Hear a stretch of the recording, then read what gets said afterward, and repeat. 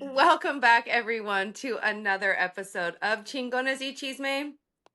I am your host, Carmen, and my lovely guest slash co-host, like all I the time. guess, right? No. Yeah, this is Ari, and today's actually quite interesting. Oh, can I say it? Can I say it, Yes, yes. please? Okay, Okay. let's. I've already lit our smoke, and so we'll quickly just kind of settle in. Well, actually, Oh, you okay. usually ask me Yeah. to kind of start, but I'm going to ask you to open up the circle. Oh, how did I know this was happening? I just love this. What a beautiful opportunity. All right. So, if we can just take a second to go ahead and settle in and find our breath. And however that may be, just find the normal rhythm, the natural rhythm of your breath. And so, with that, I am going to thank the lands that we are on, thanking the spirit of the lands and the spirit of the ancestors of the lands that we are currently on, that are weaved into every fiber. Also, thanking our animas, and allowing them to be here with us and allowing them to allow us to have an open heart and to be vulnerable.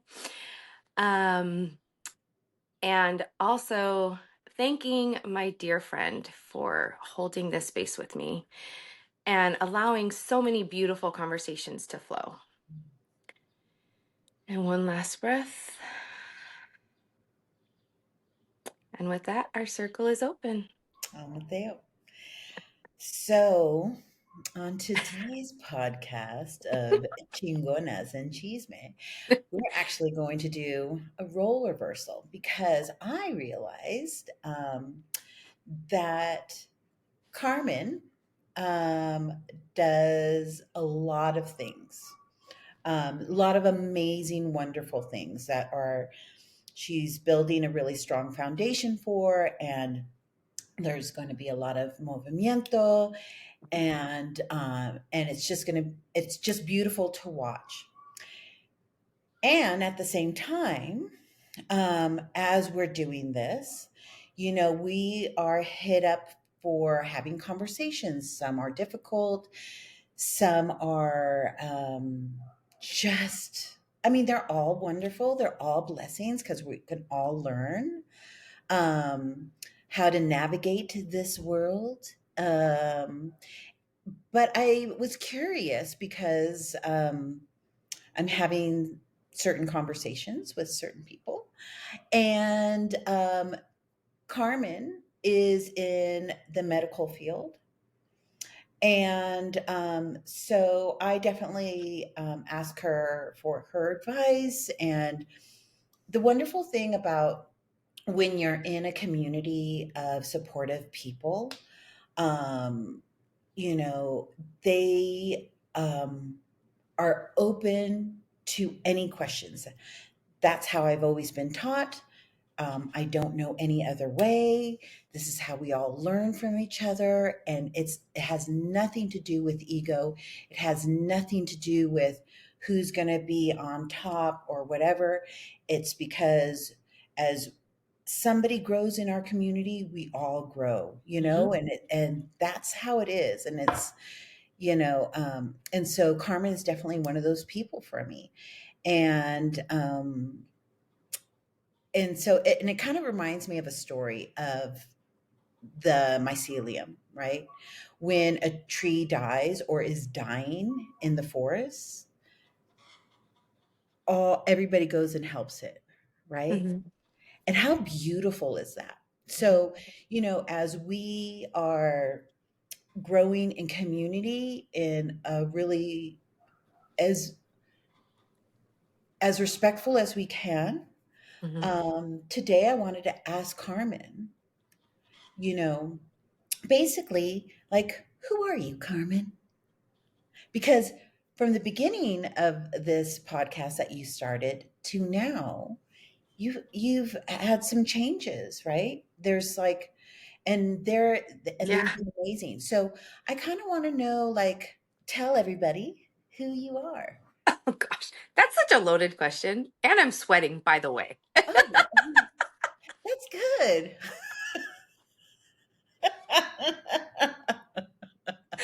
Oh gosh, who am I? It's interesting because I actually was just on a podcast, like a live stream yesterday, and I was told, okay, yeah, right. Can you give me a bio of yourself? Like, I'll read it, yada, yada. And that didn't happen, but Yeah, that's okay. yeah, I introduced myself. And so yesterday, I introduced myself as like a nurse at the intersection of, and I'm going to condense it because really after yesterday, I thought about it and I really am at the intersection of sacred and science and being able to weave those two worlds together. And we've talked about like building bridges. And so, for a long time, it has been just nurse, nurse, nurse, go, go, go. yeah. However, there was always things pulling me or making me feel uncomfortable or constrained in the nursing field. And it wasn't until, a few years ago where it really started to be a lot of my thought in how do I incorporate holistic care? How do I go about this? Because I feel that, and again, Western medicine has so many contributions to so many things. However, with the amount of pharmaceuticals that are being prescribed when there could be the and others or and or ways of treating. Right. Um, and so that's what I discovered actually yesterday while it's the and alsos that in my practice, that I am building the foundation for Yeah. it's going to offer. It's the and also. Or So you're in a program now, yes. um, for what's equivalent to being like a PhD, or is it a PhD? So when I graduate, I will have a doctorate in nursing as well as have completed everything for my nurse practitioner license certification Beautiful. board. And with that, I will be able to then, in California, there's a certain amount of hours that I have to work underneath a physician. Um, However, in some other states, I don't have to work under a physician. So my end all goal is to have, excuse me, is to have my own practice, Right. And so independent of a physician. you've been a nurse Mm-hmm. for how long? Like 15 years. Okay. And so, like, when you first started to where you are now, and recognizing that there is a need, right? I mean, it's not a secret that there's a need for more people in the medical field that have that can have a different perspective. Like, I understand that there's pressure for insurances and all this, but what a huge difference when you meet somebody, a doctor, a nurse, or somebody who can just kind of slow the roll down, and so that you can ask questions and that you feel safe to say, I don't understand what that is, Mm-hmm. you know? Um, and to have it explained to you in a way that it doesn't feel like you're bothering somebody. So there's that part. And you're Mhm. definitely one of those people, because you've have older parents who you've had to go with them and see firsthand how Mhm. that is, right? Um, and I think we all have experienced things that are like, huh, that just didn't feel right, right? And we are lucky enough to be able to feel that we can ask questions, but there's so many people, especially immigrants, who just don't feel like they can, right? And then with that, because we're this beautiful mixing pot of all kinds of people and all kinds of traditions, I think there is this really, for years now, this kind of redirecting of going back to our ancestral roots, going Right. back to those stories, going back to that kind of knowledge before it gets lost, and in some cases it kind of is. Mhm. um, but you want to bridge something really beautiful and special, and I know that there are people that have already done that, Mhm. but can you explain what you want to do? Yeah, and so, you know, going back a little bit, I've always been drawn to holistic. I was a massage therapist, and I think I've talked about this before. I was a massage therapist before I became a nurse. And I thought, yay, I get to use like these skills, right, in the hospital. And honestly, it just wasn't the case. There's too many patients. There's, pressure for this, pressure for that, as well as I thought I was going to be a labor and delivery nurse. Quickly found out, no, that is not where I am being called. And also not really knowing. So when I graduated, I really didn't know. I didn't know where I wanted to work. I didn't know in what department. And so I started looking for um like Oh, on there we go. I didn't put it on do not disturb. How dare I? And so in looking for a job, I was looking for float pool, and I thought, wow, what a great idea. Like what a beautiful opportunity to really get to know all of the different, because the idea is you float to different, departments. And I just figured, well, my path will find me. And um the one job that I did get, and I will say, like, the organization really did, um it raised me, because right, it took me in as a quote unquote baby nurse. And I found my way to ICU, and which is intensive care unit. And you know I remember vividly my first code. I remember vividly my first patient. Still remember their name. Still remember their partner's name. Like, I remember everything about them. And realizing, like, how I think that was the first time where I really learned that silence is power. If I think back to it now, there were a lot of moments that I spent in that room in silence just with the family. Um, I also remember, like, now that I'm like really thinking back, and it's interesting that it's all coming back.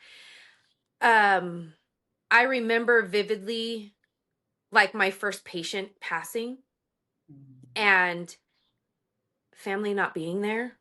mm, And so having to hold space for that person until their family showed up, yeah, and all those different things. And it's been kind of like a recurring theme lately in talking about how, nurses are um such a big part in holding space without really calling it that. yeah, It's like our job in a sense. And that could be anywhere from you going to the ER and not really knowing what's going on, maybe having a racing heart, palpitations, and the nurse just letting you know that we're going to get it figured out. That right there is holding space. And Yeah. so for me, circling back to your question about what is that, how am I going to bridge that? That's $1 million question. And I wish I had a crystal ball. However, I do know um, that it's all going to work out, because I would not be on this path if it wasn't meant. There have been many doors that have closed for me trying to get to some degree of where I'm at now. So So, I guess, for me, when we have people out here talking about, more of the westernized medicine and more of the sacred medicine, mhm. right? I think the question is that how do you do that, right? How do you do that with blending both? You acknowledge both. Yeah. You acknowledge, but there also has to be deep reverence for, as Mhm. well as if you've been trained, name who you've learned from, honor who you've learned from, honor the lineage in which maybe they learned from, as well as really sitting with, and if we want to talk sacred medicine space, really sit with that medicine and have a conversation with it. Yeah. And ask that medicine is if there is permission to actually, like, if you are the right conduit to hold and to serve and to be able to be of service of that medicine, Right. you know, and that's just, as well as even with Western medicine, sure, honoring Western medicine. If I have a patient who comes into me, or a client that comes into me, patient also sounds very westernized, so I don't, it's uncomfortable for me to say that. Um, even kind of client is, so I don't really know what the verbiage is going to be, but I'll figure it out. Maybe it's a guest. Maybe it's a guest, you know. Um, I think yeah, I think I'm going to use guest, because even client sounds like um so if someone comes to me for an ailment that they are experiencing, say it is a sinus infection. I have two people come to me, sinus infection. One says, I don't like taking antibiotics. Okay. What would you like to do? Is there anything that, like, I can help you with to do that? Do we want to do, you know, rinses? Do we want to do, like, are we going to up our garlic? Fireside, or like, how is your immunity? How is your sleep? Are we steaming at night? You know, allowing them to guide me in how to care, because ultimately they know their body better than I do. Absolutely. Yeah. And then if I have someone come to me and say, no, I don't want any of that other stuff. I don't want the and ors. I want, just give me the antibiotic. I'm going to respect that, Right. because they may come back and say, you offered me this at one time, and I'm kind of having like some swelling in my knee, but I'm not sure that I really want to take pain medication. And then it can be a whole conversation on, let's look at your diet. Let's see what your diet looks like. Is it causing extra inflammation? Here are some herbs, which in the United States, herbalism is pretty much illegal, right? FDA will not do Is any. it? Yeah, so I've kind of read it, because I've looked at going to herbalism school to become, a registered herbalist. There's no board for it in California. Well, what's um, a naturopath? Is it? Yeah, a naturopath as well. There is not a lot of um like there's not like a board that, to my knowledge, that you can sit for. Okay. So what does that So mean though? so you can be a naturopath, but you can't. So from my understanding, and I could be wrong, and so please anyone correct me. From my understanding is that you can be a naturopath, but you cannot prescribe. You can say these are things that you can take and you can find them here, but you cannot like prescribe or any of that. Interesting. I used to go to a naturopath, and she definitely had like, here's the things that I want you on. This is Hmm. where you can buy them. I Yeah, mean, even if we're talking about like Chinese medicine, right? right. Like, here's a tea, drink this, you know. Yeah, and I think that's like definitely different because I know it's like a doctorate, like, because like, I just recently met someone who is a traditional Chinese medicine doctor. And there might be some wiggle room in there, but yes, like a naturopath doctor, it's like you can say it's like coaching or guiding. You can take this, but it's not readily like accessible. Hmm. Like you can't have it like on your. Shelf? Yeah, I don't think so. Oh, interesting. Yeah, if Yeah. anybody out there knows anything about that. Yeah. And that's stuff that like I will get into like when I get there. Mhm. I'm really just trying to get to this program. However, I do know that that is like in my path. And there are like functional medicine coaches that are nurses, you know. And what do you You mean about functional medicine? So functional medicine is a modality that really looks at like the whole person. Ah, And so you look at like sleep patterns, what your diet is, um, you know, you can also look at like lab work, but it's just a general. mhm. And yeah, and it's really just guidance on Okay. nutrition and activity, mindfulness. It's a lot of, it's really looking at the person as a whole Mhm, and saying, yeah, like what's your sleep pattern like? mhm, How's your stress level? How are we managing stress? mhm, Um, what's your home life like? mhm. That type of. So, uh, as this whole, I feel like, you know, sacred medicine as a whole is kind of still, people are still trying to understand it um, in a different way that is not so colonized and Mhm. capitalistic, um, hopefully. So, when we talk about um, bridging the two, you and I have talked about some red flags out there. What are some red flags for you when talking about bridging the two? Well, I think a lot of it is like the Western capitalistic mindset, you know. I feel like some people will use their licensure, their title, um, to capitalize on people's search for healing, wellness, overall spirituality.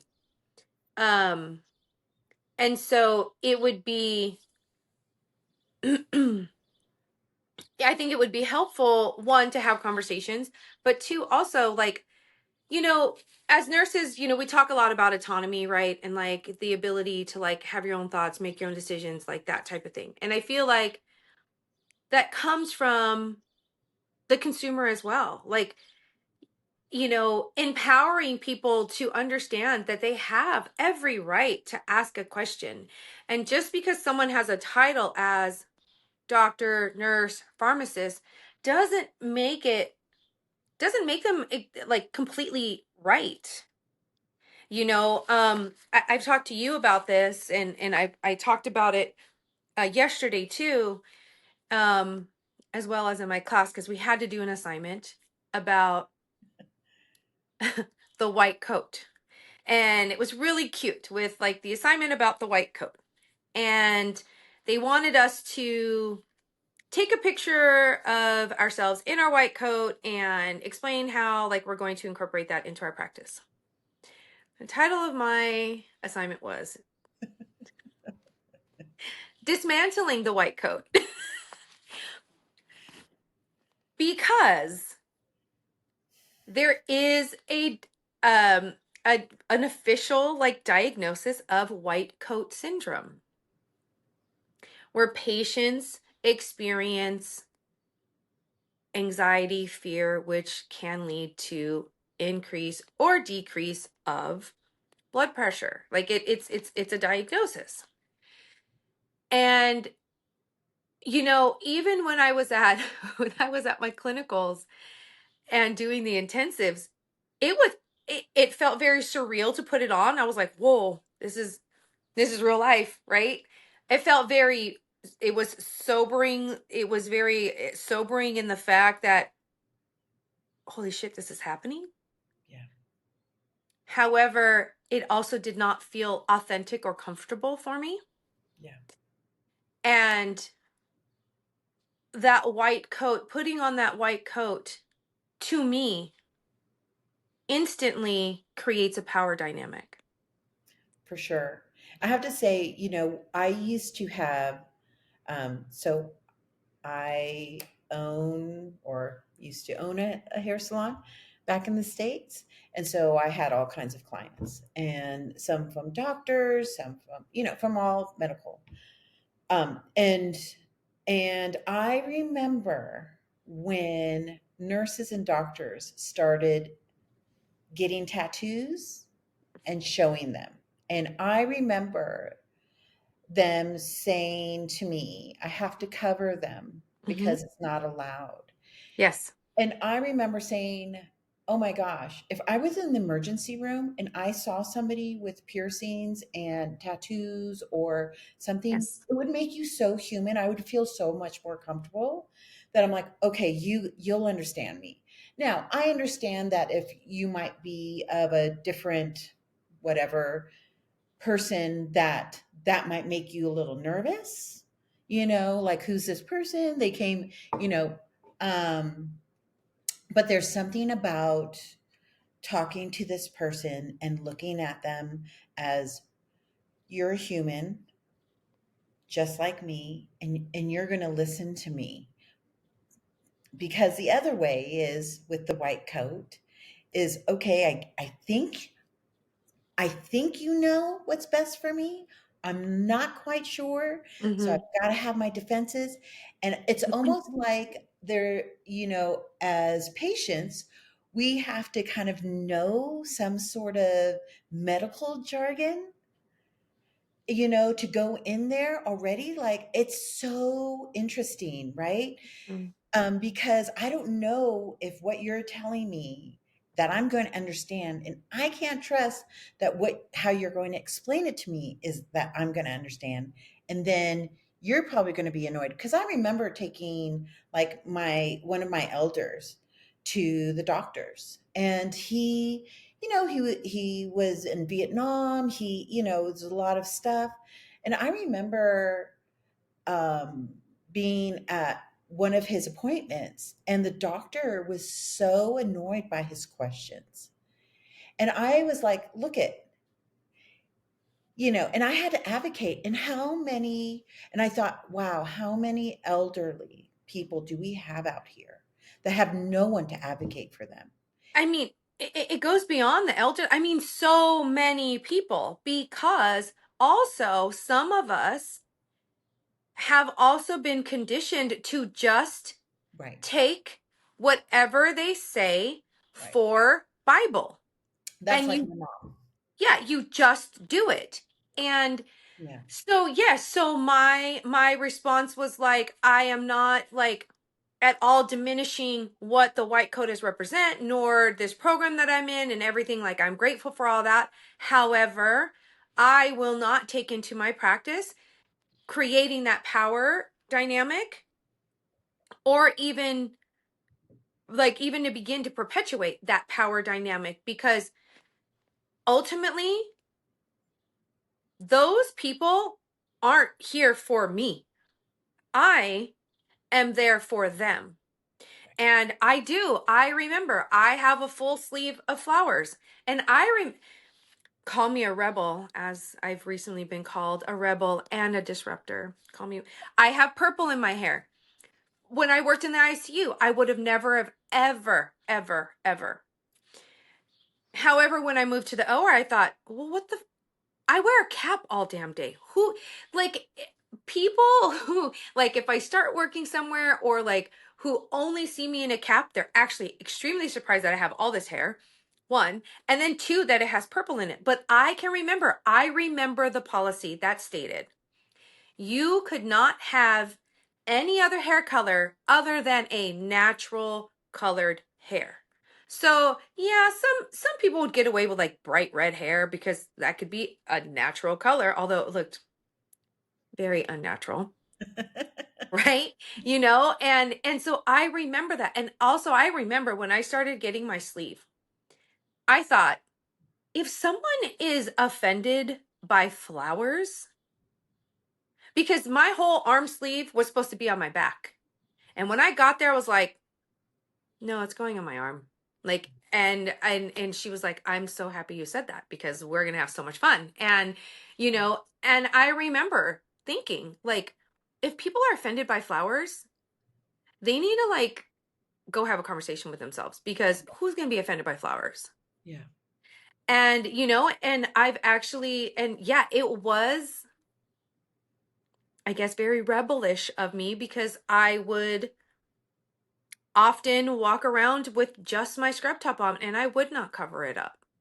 Because again, because I have tattoos, or I have a nose ring, or I have like gauges, does that mean that, like, what does that, like, make me look less than, and I won't be able to restart your heart if you decide to collapse in front of me? No. It Yeah. takes nothing away from the skills. I mean, even beyond that too, does that make me less than to be able to hold your hand because you don't know what is going on with you and you just need someone to hold space? Absolutely not. And so, you know, and I understand, because way back when there was the lady with the lamp, Florence Nightingale, when she started caring for soldiers, and caring for soldiers with simple things of conversation, touch, and also just uh, being of service. And if my memory serves me correct, which I don't have much of, but nurses, quote unquote nurses, were, or people who helped in the hospitals, were women less than. They were less than. And so I think that is why Florence Nightingale took to, as well as founding nurses within this profession, have worked so hard to create such a positive, respectful image of nursing. Yeah. I mean, we're going on 23 years of being one of the most trusted professions Right. I mean, I in the think industry. there was definitely a turning point where people would rather talk to nurse practitioners and nurses than Yep. doctors. That's now. Yeah. So much so that I remember when Kaiser, because I was a Kaiser member, Yeah. changed their policy. And it wasn't until you saw the doctor when you absolutely needed to, but you saw the nurse practitioner. I remember I no longer saw my doctor, which, by the way, I loved my doctor because he spent so much time with me and could explain stuff, and he was great. But I remember that. Hmm. Yeah. And things are changing, now, nurses can be coaches and guides and life coaches. There's And it's such and this is why, again, I do not at all regret, like, I love being a nurse. I love it. I love it. I love it.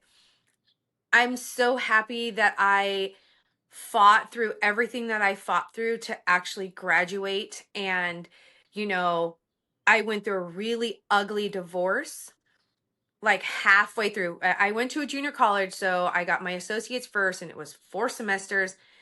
And right at the end of my second semester, that's when my life turned upside down. And all through that summer, third and fourth semester, I was like survival mode. And I will say that being in the nursing program really got me through that divorce. It gave me something to keep working for, because I know that my ex-husband really wanted me to fail. Like, that's, he did everything in his power to try and make me fail. And no, I had 2 little boys that I had to take care of, and that I knew. And I can remember, and so I graduated in 2009. However, I did not take my boards until 2011, because it was an ugly divorce. It was an ugly, what was that? 2, 3 years? Like, of chaos? There was no way. Yeah. And literally, I remember my divorce was final in February. I took all of March to just study, because I had been graduated 2 years. Yeah. And I remember driving to to go take my test. And I remember crying on the way there, like bawling. But it was like, it was that moment of, holy shit, this is going to totally change my life. Yeah. And, there was always these theories of like, because, you get on all these blogs and stuff, and all these forums. Actually, they weren't even blogs, they were like forums at the time. And it was like, okay, if you got 75 questions, then it was like you either passed or you failed. Like, you either bombed it at 75 questions, or you were like, nah, you were good enough. And the way that the NCLEX works is that, like, if you answer a question correctly, it goes to a higher level and it gets harder. And then it gets harder. And each time you answer, it gets harder and harder, until like you meet the whatever, the minimum, or to that point. And then you go on to another thing. And I remember it turning off. And I want to say it was like at 76, but it might have been 75. And I thought, did I just pass or did I just fail? And then I went back to my car and I bawled, because I'm like, I failed.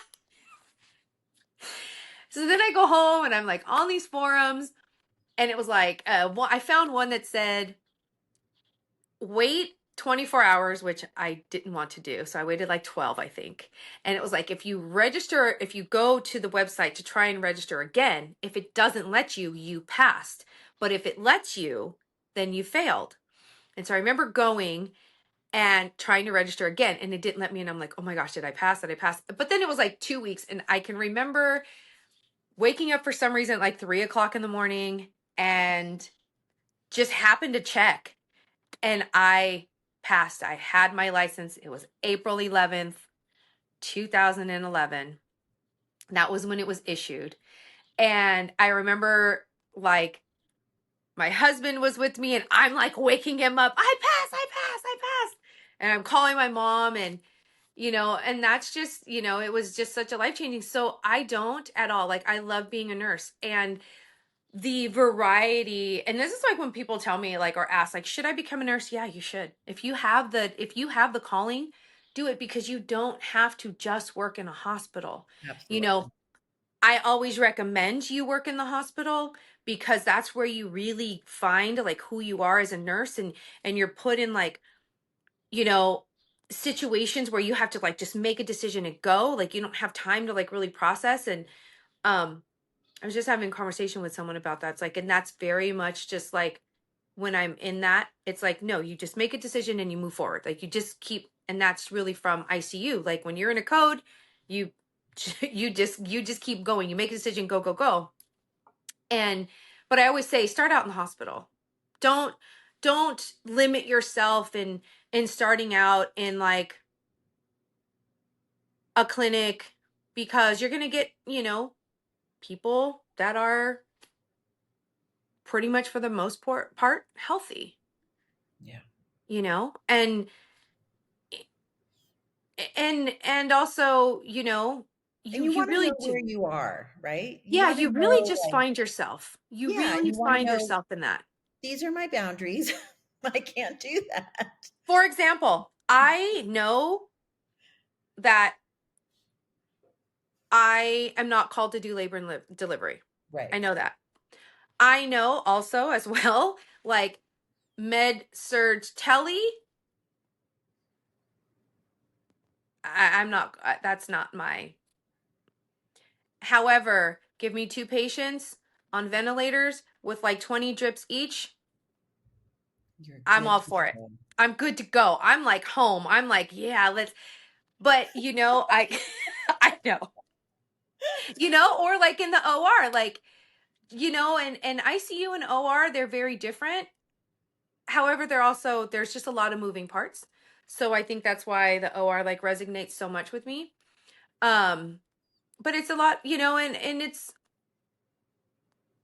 for me, it's really, I guess, too, holding that space for that patient prior to, because there's a lot of fear behind going under anesthesia, a lot of fear. And I think that's really important for me to be able to hold that space. Or, I've been told several times, come on, let's go, let's go, let's go. I'm going to be very honest. There's a lot of production pressure, Yeah, especially when you work in an outpatient surgical center. There's a lot of pressure. for sure. That might put a bullet on my bullseye on my back, but it is what it is. Like it has to be talked about. There is performance pressure for the organization that I work for, and the small but mighty center that I work for. We have a very high volume of cases, and it is very go go go. And I have been told several times, "Let's go, let's go." No, my patient's not ready because I'm going to say, in that same, my patient's not ready, wouldn't it be amazing if we could do that for ourselves? You know what? Instead of the go, go, go, I'm just going to hang tight. I'm just not ready. I don't know when I'll be ready, but not right now. yeah, allowing us that space, Yeah. allowing ourselves that space. Yeah, because people come in, like for women, for example, women who are coming in and having hysterectomies, like that's That's huge. huge. That's There should be huge. like a Huge. I know. I feel like there should be like a whole ceremony or there like, should be a ceremony about that. and so like, for example, I had a patient who came in and she asked that her satchel that actually had sacred medicine in it. Yeah. She said to me, "Can I hold this until I am asleep?" Absolutely. Absolutely. I'm not going to get in trouble. No, you're not. Well, are you sure? I've got you. I got you. Don't worry about it. We're good. You know? And we were very discreet about it, but it was like, this is how it's going to happen. And then that was it. And I was honored that she entrusted me in saying, then take my satchel and you can put it in with my belongings. Right. Absolutely, my friend. Absolutely. Yes. Because that's super important. Or, sometimes I'll say, do you want music? What music you want? Name anything. I got you, Or just holding a hand, giving them just a few moments with their loved ones, just the extra, And I also am like the one who will be, if there's someone with them and it's their caregiver, I will then turn my attention to the caregiver and say, "Have you eaten today?" Right. And some of them will be like, "No, I'm here." I'm going to invite you to go grab something to eat, nourish yourself, because you can't care for this person if you're not nourished yourself. Right. And then usually like, the patient will say, "Yes, please go eat." Like, and and I'll And reassure then they're them. like, I'm out, going in and out. Yeah, in and out. No, and it'll be like, hey, we have your number.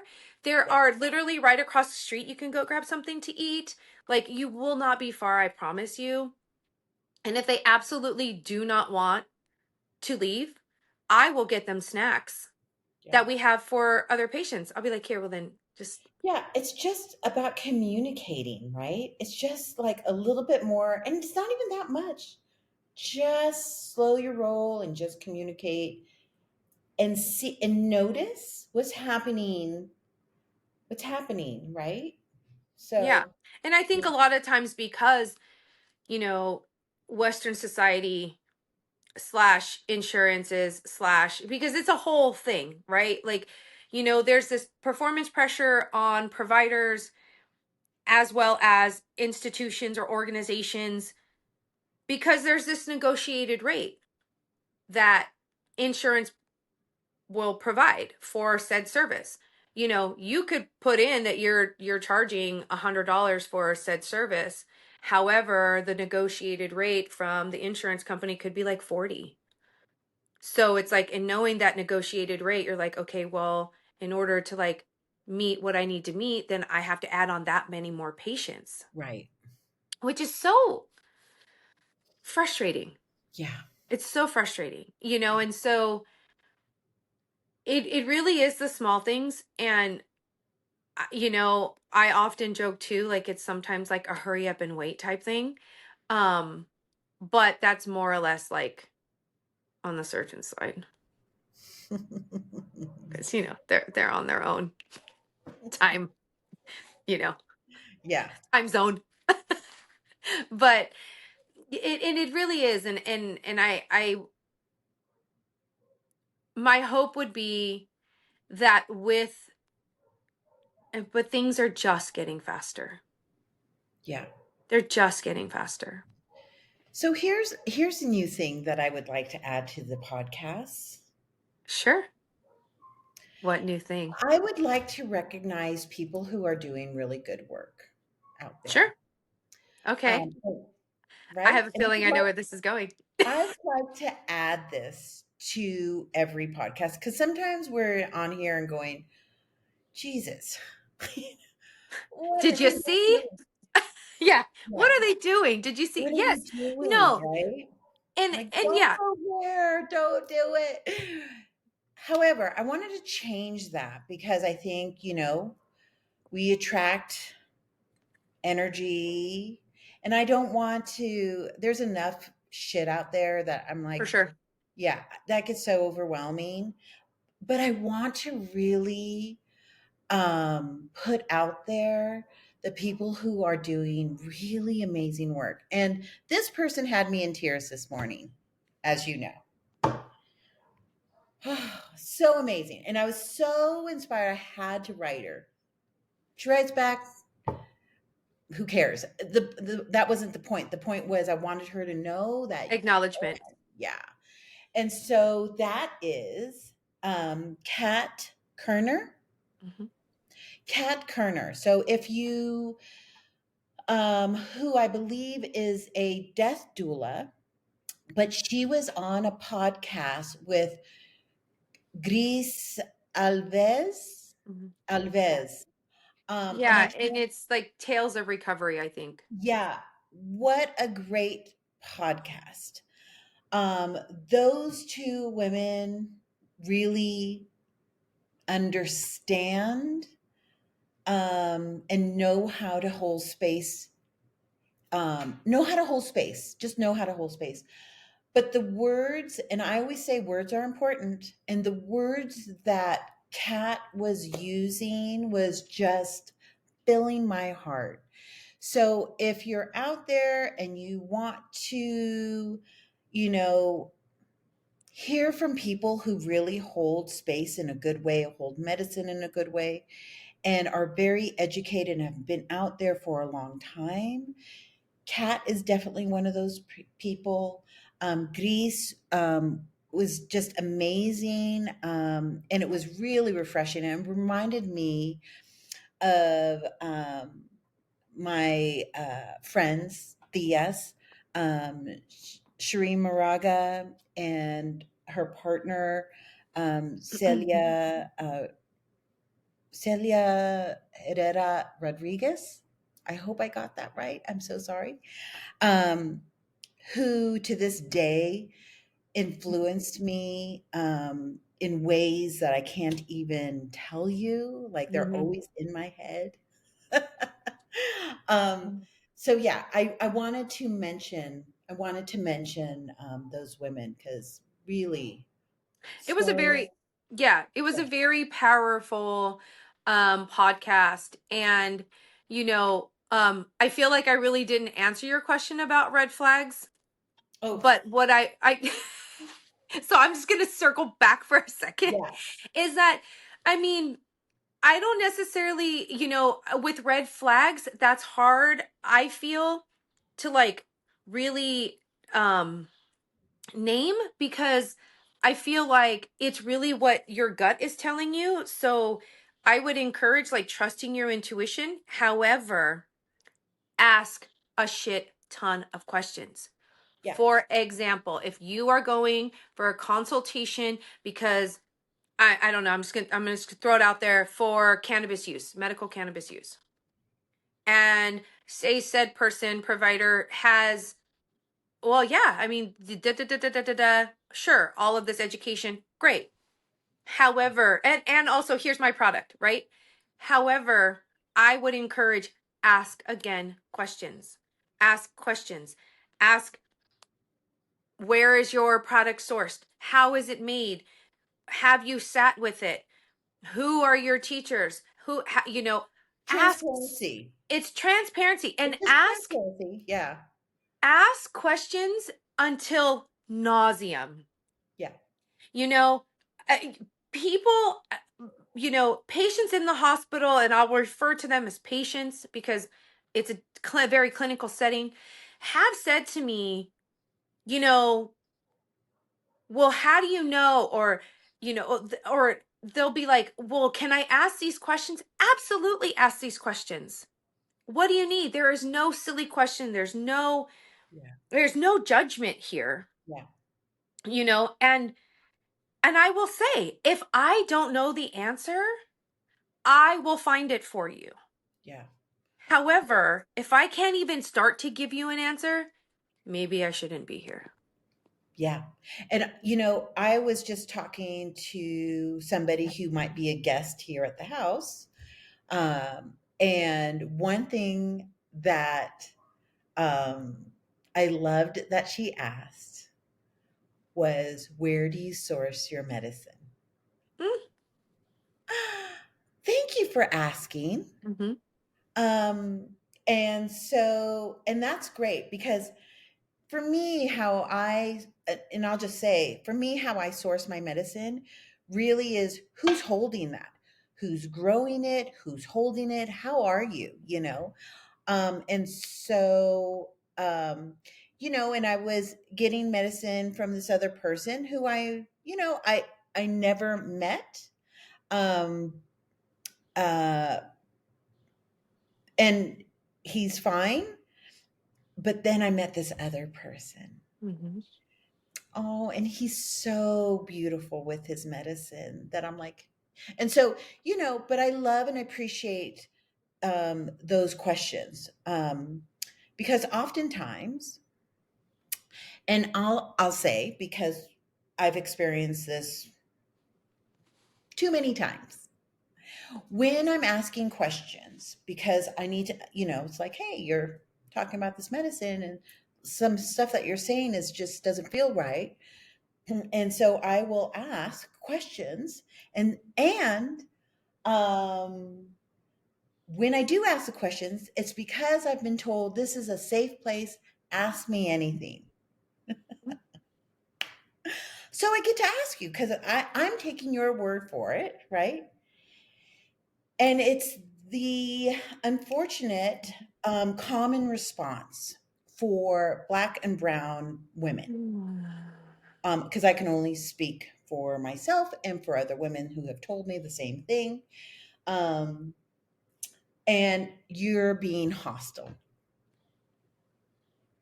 And, And I had to be taught, because for a long time I'm like, oh my gosh, I'm being hostile. How am I asking this? Mm. Until my friend T, who I love, T, told me, no, no, no, no. That is kind of a um, a kind of like, look over here kind of a Deflection. thing. Right, a deflection. Thank you. And not really knowing or wanting to answer because they have no answers. They cannot answer that. And so I'm like, well, why can't they just tell me that they don't know? And it's okay, you Mhm. know, like we're all learning, right?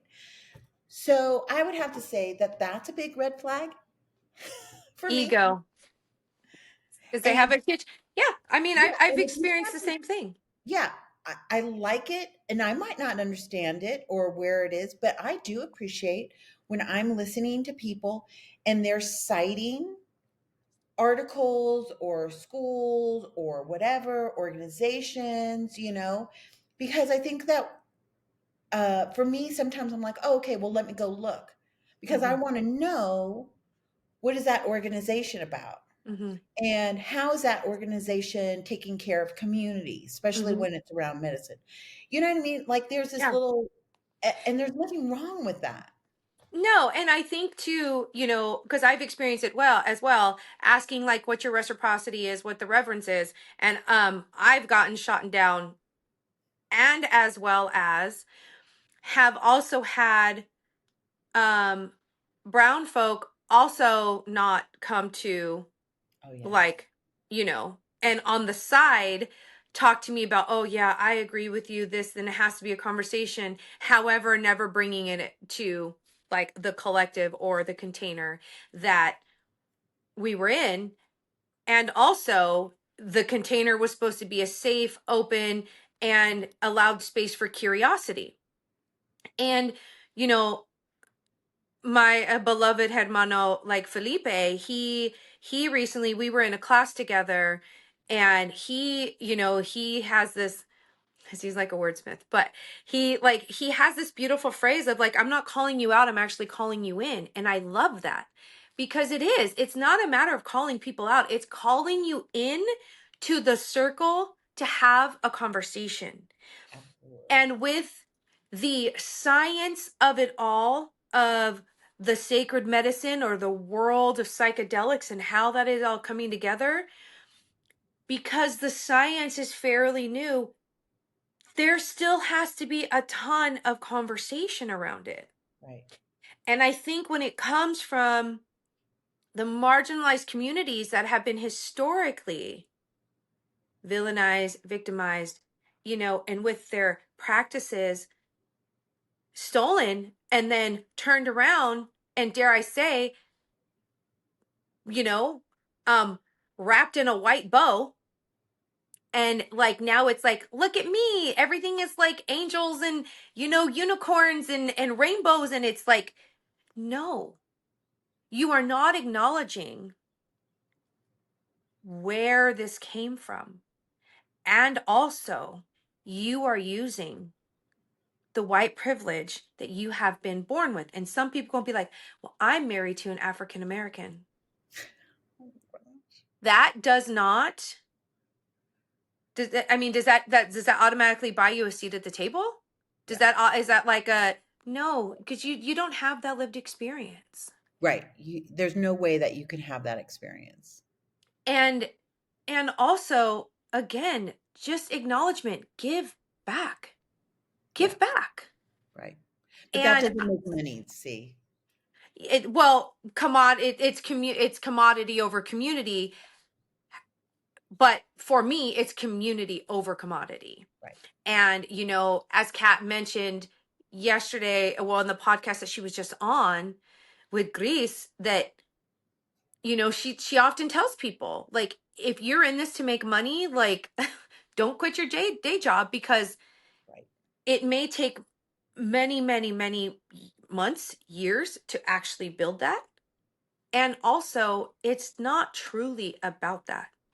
Yeah, you're not going to get rich off of that. And if that's what you think, you should just stop, because that's not what it's about. And she did say something um, about um, how the natural environment is, right? Mhm. And that is gift, gathering, and giving. Mm. So if we think about medicine in that way, right? No, gift, gathering, and growing. Grow. Yeah. Grow.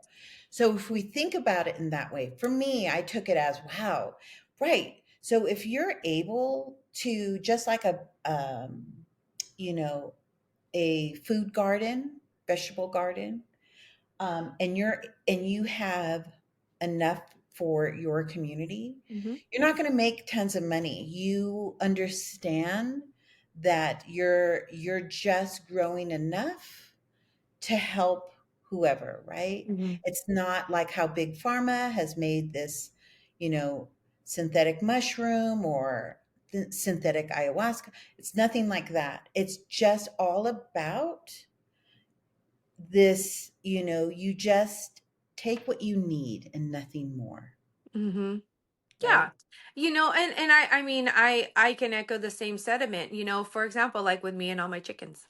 It's like, but I have a friend who's like, "Oh, can I get some? I'll buy them from you." And like, "No, I don't feel right actually taking money for that." Like I don't. And she's like, Yeah. "Okay."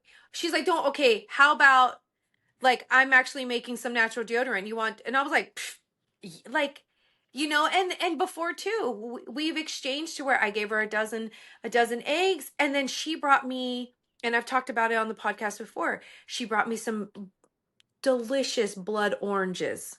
Like, Right. Yeah, I love we it. made juice. I saved the seeds. Guess what's now sprouting? So, and and I feel like, I feel as if people who start entering said circle of community and thinking that way, I think it'll ultimately grow. It is a huge mountain to conquer because we've been indoctrinated in capitalism Yeah. for so, so long. However, it's like what is it, like you're like the vibe, like attracts your tribe, and we may not be able to climb this enormous hill alone. No, We're stronger in numbers, and absolutely. and again, I think that if you keep putting it out there that like this is how it's Absolutely. the way you live your life, and if you're putting out that vibe, and you're going to attract people. And I can say that for myself, like, you know I had a moment yesterday because it was like of a post, and it did hit me like, oh my, like, this is the way that I've been moving in my life. Mm. However, when I started to reflect on it, it's like loving your shadows, right? And being in harmony with your shadows. In reflecting before I went to bed, it was like, yes, you were living your life this way, and this is the way that you were moving in life. However, it has also brought you to where you are now, Mhm. and guided you. It guided me right to where I needed to be, which is right here, right now, doing what I'm doing, pebble by pebble, like building my foundation of what my practice and my future is going to be. Yes. Do I get impatient? Sure. Sure. Everyone does. Absolutely. you know? And do I feel stuck right now? Yes. Do I feel like, I use the word like suffocated, strangled, like constricted right now? Because I know where I'm at right now in the organization that I'm with. And I've said it to like my leadership. There is no growth for me here. There's none. Every door that I've like tried to enter has been slammed in my face by them. And so my exact words to them was, so I went and created doors to open for myself. Right. And the response was, "Oh yeah, you sure did." And yeah, that's by me going to school and doing what I'm doing. But it's just unfortunate that organizations don't see the potential in certain things in certain people, Yeah. as well as acknowledging people for the strengths that they have. Yeah. Yeah. It really is. It's unfortunate. And so it's kind of like, well, and maybe that's why I haven't, like, quote unquote, always felt like I fit in. Hmm. Because and you were the one who was like, it's okay to not fit in. Because we are often told and made to feel like we have to fit in, we have to conform. And if we are anything outside of the box, even a damn pinky toe out of the box, then you're weird. Something's wrong with you. How dare you act like that? How dare you dress like that? How dare you say that? But is it wrong or is it just different? Yeah. So, So on that note, I yes. wanted you, if you have Oh, no. anybody, Oh, okay. I can't believe I just did my face. That was only for private screening. Um, I really appreciate you sharing your story with everyone. I appreciate everything that you bring to the table, everything that you're learning. I appreciate you always being vulnerable and acknowledging. And this road is always learning. You're always learning, always learning. Mhm. And sometimes that's really uncomfortable, and that's okay. Um, um, so on that note, I wanted to ask you, is there anybody out there that you want to acknowledge that is doing really good work? Well, I mean, we kind of talked about Kat. Kat's doing great work. I know she's doing great work. Seriously, people. She's doing Yeah. good work. Just And don't. she's done good work for a very long time. I mean, and it's not just, in the quote unquote underground or the, above ground. Like she's done work. She is a very intricate part of the psychedelic movement, psychedelic awareness. Um and she's just done really, really good work. So we talked about Kat. Um yeah. I Yeah. mean, yeah. Like the podcast was great. And also, I mean, I was she was very gracious enough to actually sit down, and because I had some questions. I've been exploring potentially hospice care and like what that looks like as a nurse. And um yeah, and so like I had some questions, and I reached out to her, and she was so gracious to be like, let's set up a one-on-one. And and then and I was like, oh, this is great, this is awesome. And we spoke for quite some time, and she gave me very, very good guidance. um and it was funny because she was like, what's your sign? And I'm like, oh my gosh, I don't even have the bandwidth to even ever remember that. Like, I'm not like, I know I'm a Cancer, but like The the moon rising and all that. Yeah, I don't know. I I just, and so I'm like, what, hold please. And so I pulled it up on my app, and I'm like, da da da. She's like, oh, you're full of water, and I'm like, oh yeah, I am. But she was, she had just said that, but that's beautiful because people who really have a lot of water in their sign have that natural ability to be able to hold space and be caring in that way. And so I thought that was like, that is a huge compliment coming from someone I deeply respect that is doing the work, um yeah. Yeah.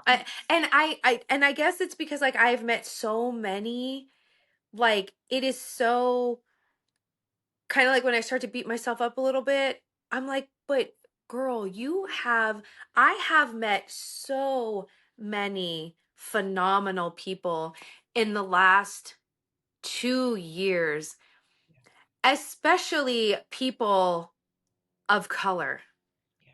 who are doing just kick ass, phenomenal, phenomenal work. And that is so inspiring to me. And as I said on a podcast, no, actually, I don't think I said it on a podcast. I think I said it in class, is that there aren't enough people of color in like the nurse practitioner field. We're growing, but even I want to say like out of all of nursing, I think it's maybe 3 to 5% that have their doctorate degree. Yeah. I remember you saying that in an earlier podcast. Yeah, but I think it's grown now. But like I think there's a more recent survey I feel like I just read, and again I can't quote it. Sorry. But 3% of one of the largest professions have their doctorate. Yeah. It would be interesting to see what that breakdown would be if it went by. I just wonder, Yeah. you know. But it's been beautiful because I have, found like the National Association for Hispanic Nurses. And so there's different, I've just been, it's been really, really eye opening and beautiful to be able to find community within like this whole nursing field and nurse practitioner and moving in that way. And but I've met so many, you included, you included. Like, it's just been a whirlwind. And also because I've also been one that, tends to hang with the guys more and hang with that masculine energy versus feminine. And so it's been also interesting that I've met so many phenomenal women in like the last year and a half, 2 years. Yeah. So it's really interesting how that dynamic has changed. Um and so it's been great. And this is why like I can't wait for um the woven circle. She said I can't wait for that to get up and running. I think that's going to be really beautiful and sacred, and it's going to be a movement.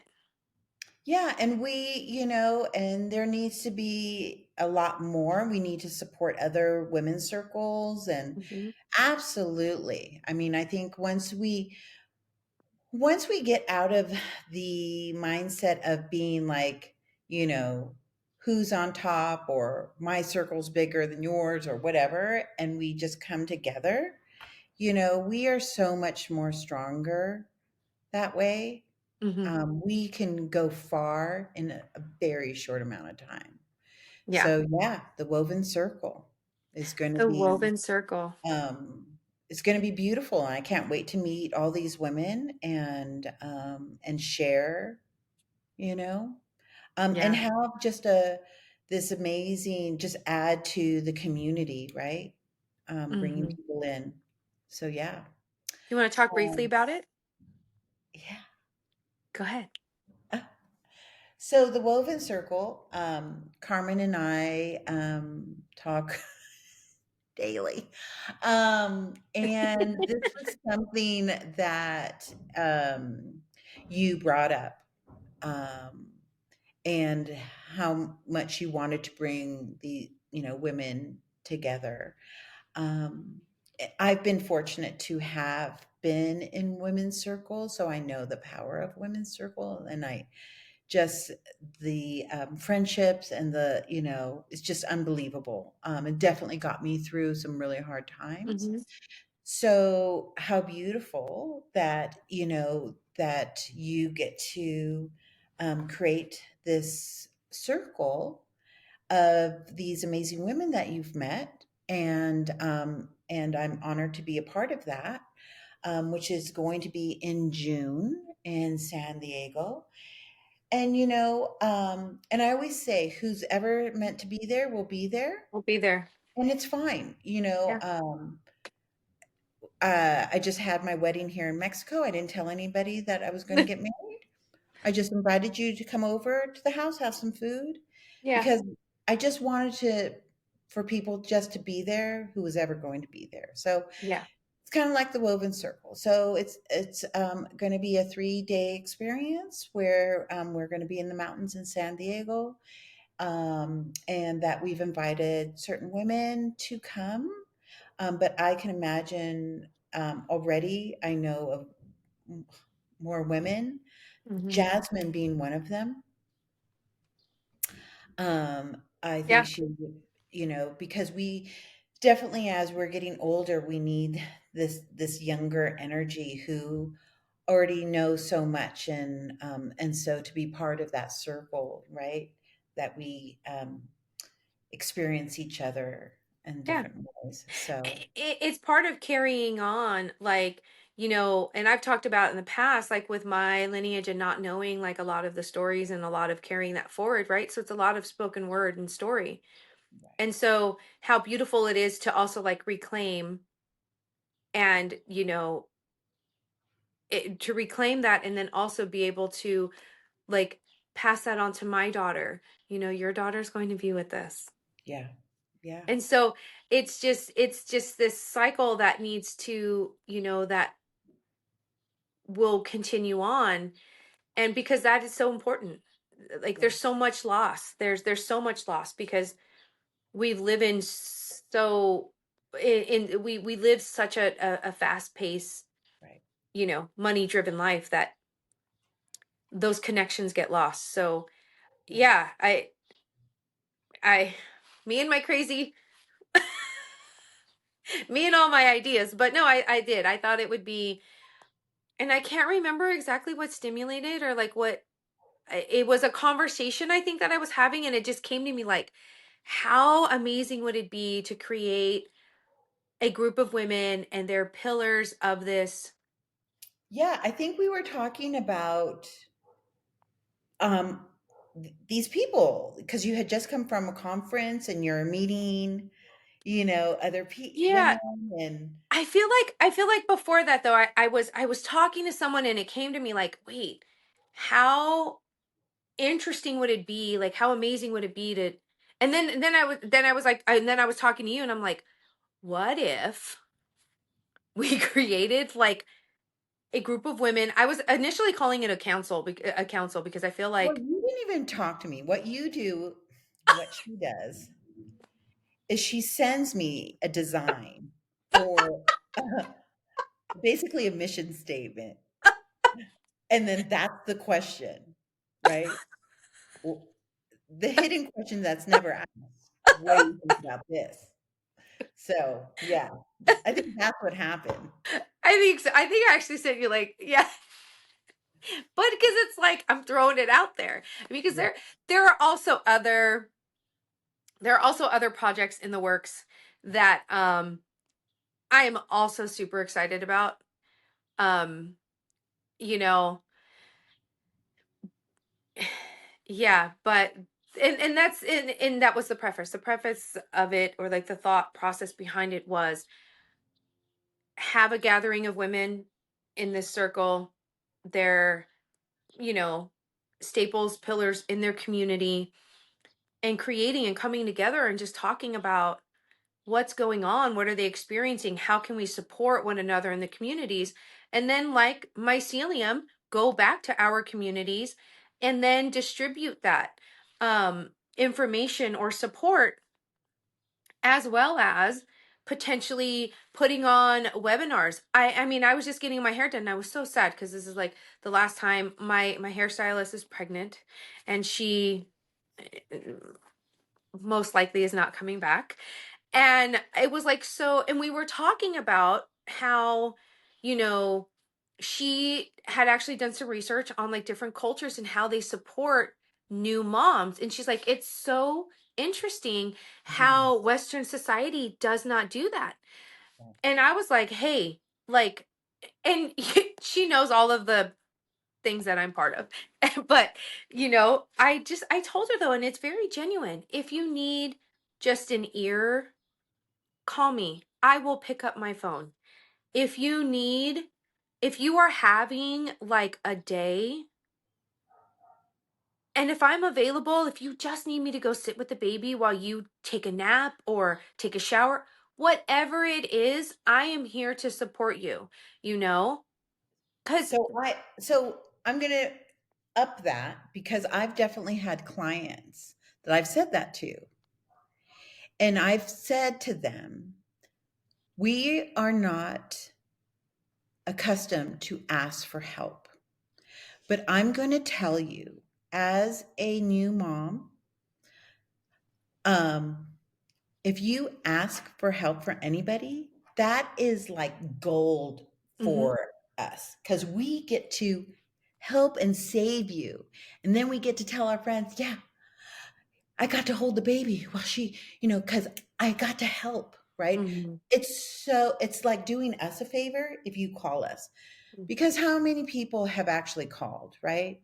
So if you have a new mom out there, if you're part of, this collective or whatever of women, I'm going to ask that not only do you ask them to call, but you call them, right? mhm We check on each other, we check on our elders, we check on, you know, we have to do that more. mhm Um, and because I can tell you, maybe once did a client ever call me, but I've definitely called clients. They say, yeah I'm gonna come over. I mhm want to. Matter of fact, I would tell them. So you're going to probably feel like crap after a couple of months, af- after you come out of the fog. And I said, and I love nothing more than when people come and bring their babies. And as you're getting your hair done, and it's always worked out that way, I get to hold your baby. I mhm get to hold your baby. I get to feed your baby. I get to change the baby's diaper. I get to take the baby for a walk while mm, you get your hair done, and they could not, to me, I loved that, yeah And I have stories about all the babies that I've carried for the clients of the salon, right? right And then I would tell them, the clients, like, if your baby's crying, it's okay. I'm not stressed out. You shouldn't be stressed out. I'm going to right be okay out here, yeah right? So it's yeah just a little bit more. yeah and Yeah. and I was like, look, if you need help, like if you're going to be wrapping your baby, because that was me. I had, and I think I still have my wraps. Like I was a baby wearing mama. I, made all the food, like, did the whole breastfeeding. And also, that was actually like I was like the black sheep of my family because my aunts and my mom grew up bottle feeding was best. Right. And so when I decided that I was going to breastfeed my firstborn now 23 years ago, it was like, what are you doing? Right. And I remember finding La Leche League, and we were like in the corner of the library, like in this dingy corner, like because it was like this secret society. And I was like, I mean, and so I told her, like, if you need help wrapping, whatever you need, like, because it really is, moms need support. And, Right. I had also, expressed to her, like, how with my daughter, and I had severe postpartum depression. Mm, And also, I didn't know how to ask for help. right. I didn't know, and I was told by my You probably OBGYN. didn't know that you needed help. Did you know that you needed help? I knew something was not right for sure by the actions, by my behavior, and like, yeah, I mean, I was like having my two older children cuz my husband worked nights at the time. I'd have my older boys come in and sleep in the room on the floor with me, and I'd have my purse, my keys, and the Oh, car right. seats, and I would lock the door cuz I was afraid someone was going to come in my house, and then how could I manage like all my kids by myself? Like I was afraid, like if they came in the front of the house and they would get my boys, like it was a whole, and it went on for a very long time. Yeah. And I was told it was just the baby blues and I needed to get out and walk and see sunshine. So that right there like closed me off, so I didn't know how else to ask. Like I, you know, Yeah. yeah, it was a whole thing. Yeah. And so that's why it's like I was like, no, it's super important. Like just ask for help. Yeah. However you need it. And it doesn't even have to come out perfect. Just you saying it is just enough because Yeah. we don't support, well, I can't speak for everyone. However, it is very, Yeah. uncommon to surround new moms. Yeah. Mm. Oh, I know. Well, thank you for spending time with us and answering all these questions and sharing. It's I'm been not, wonderful. yeah, I'm not sweating as much anymore. I actually don't know how you end these things. So, Oh, well, what is coming up for you? How about that? What's coming up? okay. Okay. Thank you Says for lots. asking. Last time I said my ebook was going to launch today. I have, for whatever reason, having a hard time pushing that off. Um, so um, I want to do that today. Today? Okay. Today. Yeah. So uncomfortable, right? It Like just is.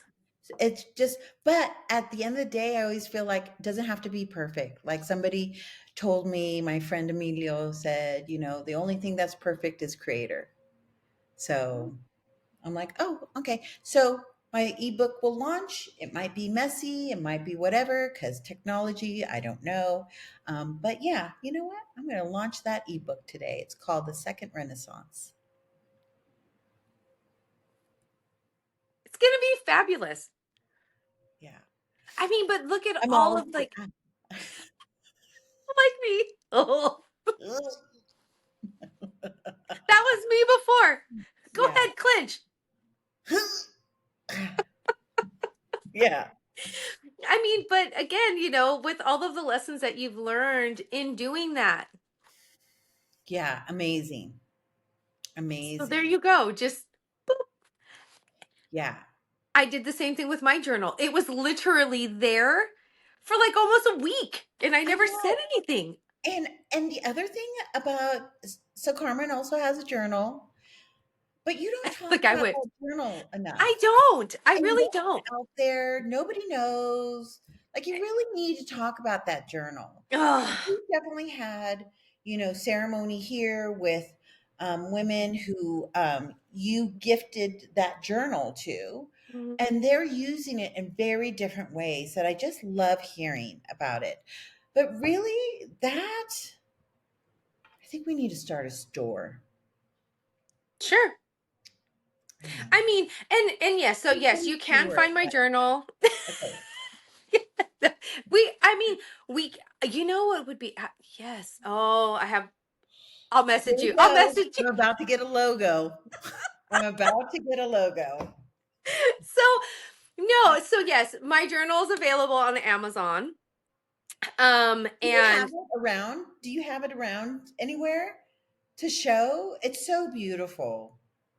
Dun, dun, dun, dun, dun, dun, dun, dun, dun, dun. so this is actually, it was my proof.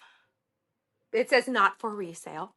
But the beautiful thing about this is that I can remember when I got the first proof and it was actually printed on my grandmother's birthday.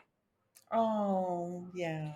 And so I was like, oh, okay, this is a sign. And then as I'm looking at this one was actually printed on my father-in-law's birthday, who, is sadly not with us any longer. So I was like, okay, there's another. So yes, this is my book. Um, it is a 90-day reflective journal. And, the first page does say, what are my overreaching intentions for this 90-day microdosing journal? So initially I had thought, it would be silly of me to put my head in the sand and like to think that people aren't just taking like microdoses without any guidance. And Right. so that was my initial intention on putting out this book, and that's why I started it with microdosing. However, my mother-in-law actually she purchased, some to give out for Christmas. And she was a little perplexed with like, what, wait, what's microdosing? And I was like, well, it's something that like some people I kind of give her like um just a very watered down version. Yeah. But I said, honestly, this can be used for anybody who wants to take the next 13 weeks and, really take a deeper dive and peel back like some of those I don't know, I'm envisioning like an onion right now. But Exactly. Right. yeah, and peeling back those layers. And I have a friend who she just had me sign it. And I was like so, and but she uses it, and she uses it, and she's like, this is so, like, so great. She doesn't use it every day, but she uses it like um intuitively, like maybe when she has a block. And she's like, it's so interesting that when I have that block and then I'm like, I pick up where I left off, it's like so relevant to what is going on. And so yes, I have had really good feedback on it. I'm hoping to elaborate on that. I have a bigger idea for this because again, it's very important for me. Accessibility is very important. Yeah. And so I am currently brainstorming on how I can make this more accessible as well as building on. And again, the 90-day journal also I can reflects, tell you. I know. And so and so the 90-day journal does reflect if you were on a 90-day protocol, which is considered like a reset with microdosing. So that's why I did the 90 days, which is like 13 weeks. Um However, I am brainstorming other ways too. And I'm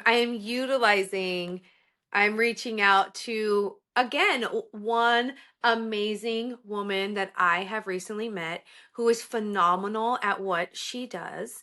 And how beautiful is that? Like I It's kind of like, I just love how people appear, kind of like the ebook. Like, I had no idea that I was talking about it with a person who is an ebook publisher. What are the chances? mhm. The first person that, besides you, that I talk about outside our little circle, right? And she's that. Yeah. And then I was like, well, hey, maybe, I mean, I will totally, like, I would like to speak to her about this too, because again, it's accessibility and, this is beautiful to have. I mean, this was a lot of blood, sweat, and tears. And also, I will also, okay, you talked about mentioning people who are doing great work. I would not have been able to do this without the help of my dear friend Martha. We love And names. We yes, love names. and Martha is an amazing soul who I have met through social media, however, then ended up meeting um, in person. But she is an amazing soul and she lives in Colombia. And she was like, no, sis, I can help you because she has published a book as well, which I don't see right offhand. This is all my books. Um, but she has also published, and I just was like, sis, you've published a book. Like, do you think you can help me? Like, I have this idea. And she was like, boop, boop, boop, boop, boop. Yes. And then, and she's like, you're going to have to figure out everything else. And I'm like, okay, not a problem. And it did take me some time, but I learned so much. And yes, it's on Amazon for ease of, print, and it's print on demand. But yeah, she's doing phenomenal work. She does great work. She does a lot of mycology classes as well, teaching people how to ethically cultivate in Colombia. Beautiful. Thank you. Yeah. Well, on that note, I will say no, I will want to close the circle. So we're going to just close the circle and thank Mm. everyone for being here. Thank you, Carmen, for always sharing and allowing me to be here with you. I really appreciate you. And yeah, and everyone, I hope you have a very blessed day. Hmm. Okay, so how do we find you? Okay. Socials. Oh, you're so good at that. So if you want to find me, I am fearless.fem.life on Instagram. Yeah. Yep. Yep. And as always, you can find me Chingonas y Chisme or Sovereign underscore Alchemisa underscore. Um, and also you can search up the Woven Circle. There's not many posts yet, but it's also with all my 800 accounts. I'm I just can't kidding. wait. I just can't wait. I it's gonna be so exciting. Let's wait. I'm so We're going to excited. be showing a lot about Yes, what's it's about we're to happen. going to be sharing more. We're definitely going to be sharing more. For sure. And also, do we want to mention the spaces in September? Yes. Okay. September is turning out to be a very interesting month. So, to be honest, and in all transparency, after holding space, and I just woke up, that's so funny. I just woke up thinking about this. I don't think at this time I can hold space as many times as I thought. And I really want to listen to that because after holding space, because I've held space for bigger groups, I've held space for one-on-ones, which has really been amazing. Um, and after that, I need my own space to come Hmm. back to and to have my time with the medicine. Um, yeah, it's been a very interesting journey. And so, Mm. you know, I didn't push April. I canceled June because I'm like, there's more that needs to happen here. So September, we have another time, another experience here in Mexico in Guanajuato, in my home, 4 days. I believe it's September 18th to the Second, maybe. 22nd. Yeah. Mhm. Where you're here. And I'm going to just say the price because people should know what that is. Mm. So it's $1,000 for 4 days, and you don't pay for anything once you're here. So there's not, oh, you want food? That's extra. You want a massage? That's extra. So we provide all the body work Mhm. here. We provide all the food here. Um, we provide a lot actually here. Mhm. And we also, from our last retreat, somebody from there has actually sponsored a space for someone. And I will say that I always, always, always will give that first to anybody who is in the BIPOC, LGBT, trans community, because that to me is so important Mhm. that there is accessibility for people who usually can't afford that. So There's space. There's yeah, space for there's accessibility. definitely space. And so we take care of you. We pick you up from the airport, we bring you back to the airport, and I never have more than 4 people. So it's a very intimate gathering, and that is purposeful because uh, there can be a lot going on. And I really, want to make sure that people feel feel that they're being held and taken care of in this really vulnerable state. So, and then there's integration. So the other thing is, because I was just talking to somebody about this, is, and then she's like, oh, wow, I've never heard somebody doing that, is that before you get to the space here, we have conversations. We might Mhm. have 4 or 5 conversations so that I know what I'm holding space for, and so that you know what you're working on when you get here. Well, and it's also too, I feel like moving at the speed of trust as well. You're getting to know each other. A lot of retreats will be like one discovery or integration or whatever they call it, a discovery call, integration, connection call. And it's like one, maybe two. And it's typically like an hour. Thir So 30 minutes? 30 Yeah, minutes. So how do you really get a feel for someone? yeah. And In that's what I was saying to this person was, you yeah. also need to know who I am and if you can trust me, right? So that $1,000, that all that, the conversations before, and the conversations after are all part of that package, Mhm. right? Um, and yeah, because I need to know, right? And you need to know who And I feel you're coming to. Right, and exactly. feel.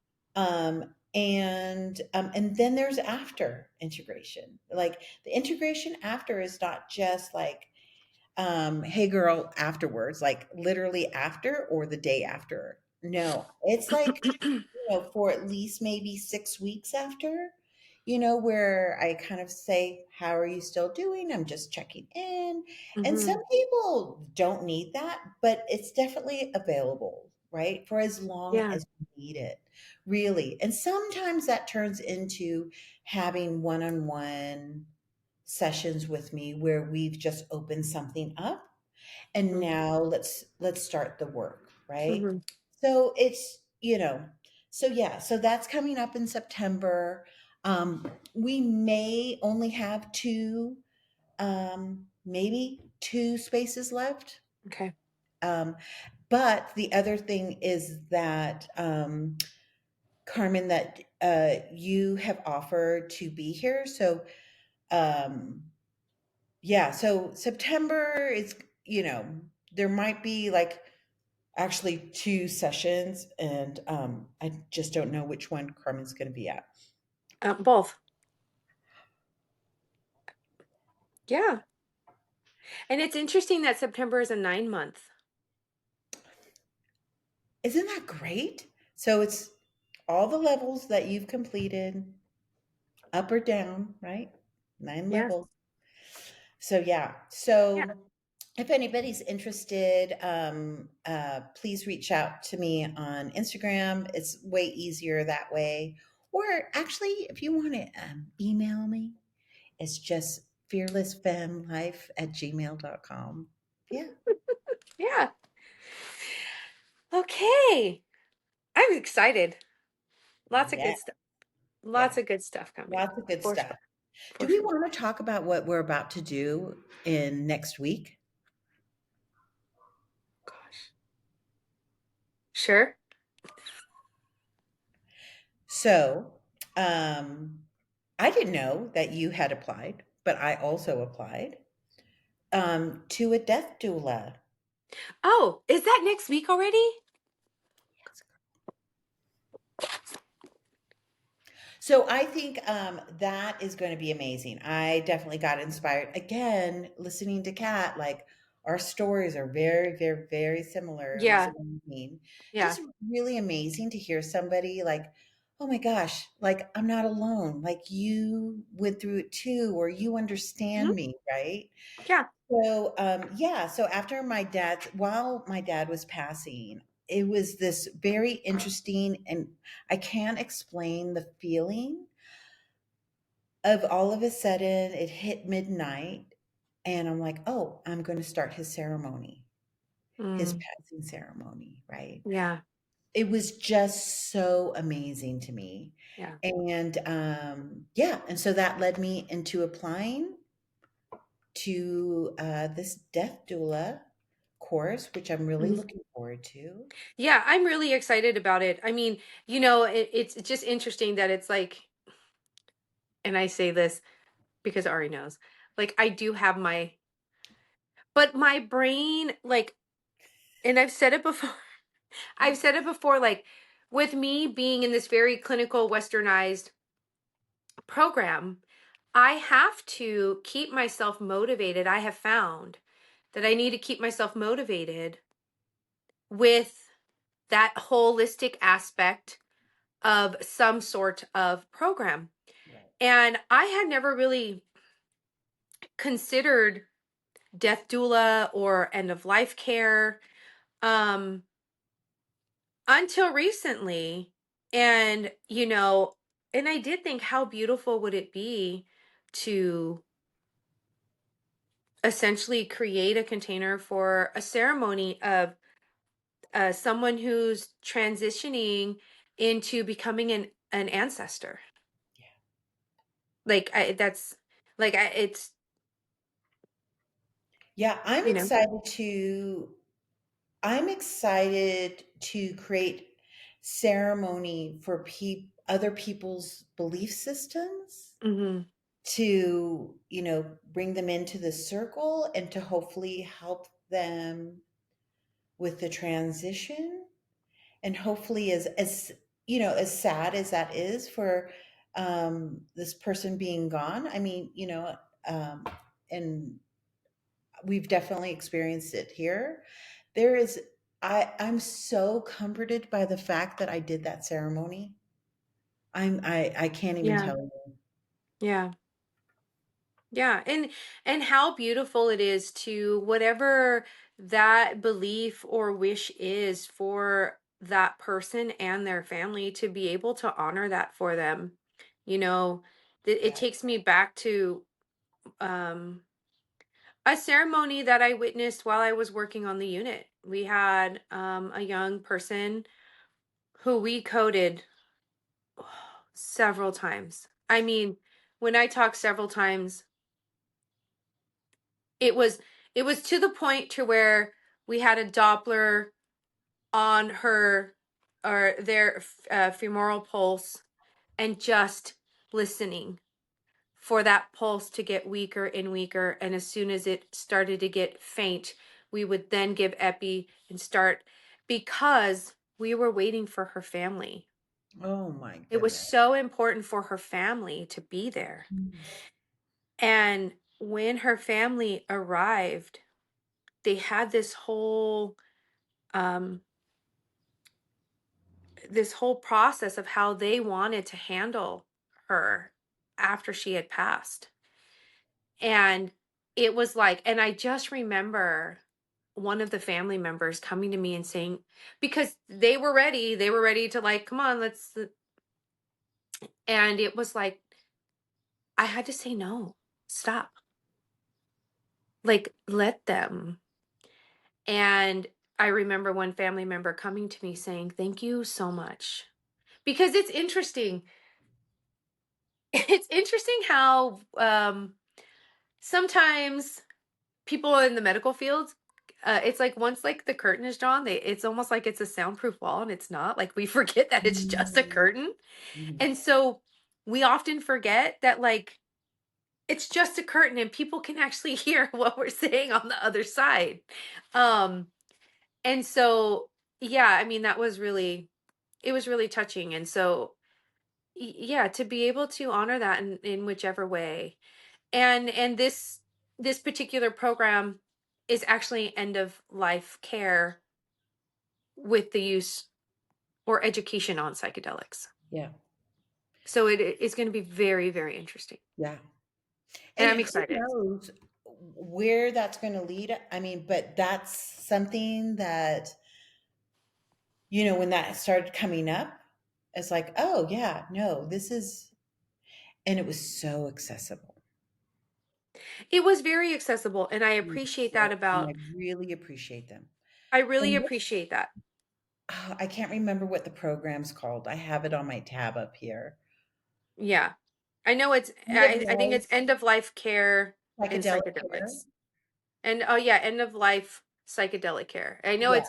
I think it's ELOCP or EOP. Anyways, yeah, yeah. you all But get it. yes, yeah, it's great. And it is foundational. They also give for like any healthcare providers that are out there that are interested. They also give continuing education units. So I was really excited about that because for me, I have to have that. But again, I don't know where I may not even use it Yeah. now or within the next year. However, it could be something that I'm able to draw upon in Yeah. my practice. Well, this is going to sound really, I don't even know how this is going to sound, but I was telling two of my friends about how I'm super excited about this. And they're older. Um, and they're like, "Oh yeah, no, I want you to be my person." And I'm Yeah, like, "Wow, I already have people." So I'm like, "Huh." I'm like, "Okay, but we're just going to take our time with all that. But, yeah, I am there for you. I will yeah, be there for you." yeah. Yeah. And I don't I'm also the type of person that is like I don't feel for me that I'm going to have to be advertising or I'm going to have to be it's all going to be the people who are meant to come into my bubble or that I or out no I'm going to rephrase that. The people who are meant or who how am I trying to put this? The people who I am meant to hold space for and who are going to actively seek me. I'm not going to they're going to come to me. They'll find me in some way shape or form, For sure. because I'm not about forcing No, because again it's not about a commodity. no. It's really about community and care. Oh, absolutely. Yeah. All right. On that note, fearless dot Yeah, fem dot life on Instagram. that's right. Sovereign underscore alchemista underscore or Chingonas y Chisme. And you can find us everywhere. YouTube, Spotify, everywhere. Okay. Awesome. All right. Thanks everyone for joining in. Until next time. Yoo-hoo. Adios. Bye.